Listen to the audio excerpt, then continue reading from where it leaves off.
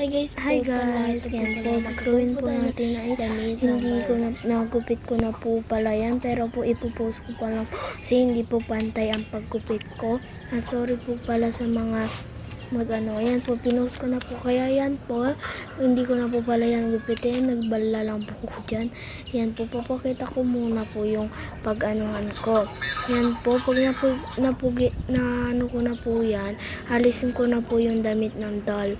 Kaya po, yan po, inaalis ko na po siya. Yan, inaalis ko na yan. Tapos po, ayan po, inaalis ko na po yan. Inaalis ko na po yung niya, damit niya. Inaalis ko po yung butones ng short niya kasi hindi po pala yan maganda pag butones. Dapat po dinait. Yan po. Ayan, inaalis ko na po yan. Inaalis ko po. Kaya po, yan na po yung pagdadait ko natin. Ayan. Didait. Ayan. Ayan. Yan po, itatapon ko na po yan. Hindi na po yan pwede. At saka po yan, ilalagay ko po yan doon sa body ng Barbie, kung pwede na po siya. Ayan, pinost ko lang po siya saglit.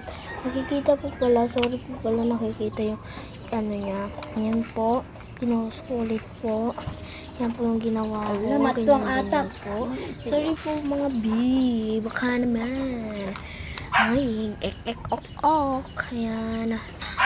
Uy, wag ka naman ganyan. Ang ganda, pretty.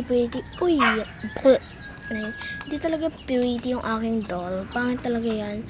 Yan po, tinatansya ko lang po. Kukuha pala po ako ng pin na pang tansya po ng yung tansya nito. Parang ganito siya. Para po papakita ko naman sa two vlogs ko. Sa next vlog ko. Ayan, guys, yan. Ayan na po, maganda na po siya. Hinahanap ko po pala yung box ko. Yan po. Hinahanap ko po yung pin na nakahilawalay na po. Tsaka po yung pangdait ko. Yan po, yung patusok na yan. Yan po yung gagamitin natin. Pangdait. Yan po. Hanapin mo muna po yung hanapin ko po yung pin. Hinahanap ko po yung pin. Hindi po yan. Yung pin po. Hinahanap ko po yung pin. Yan po. Yung nahawak ko na po. Yung parang mga Yan po yan. Yan po. Yan siya, guys. Yan, guys. Yan. Ayan, guys. Yan. Yan, guys. Yan na lang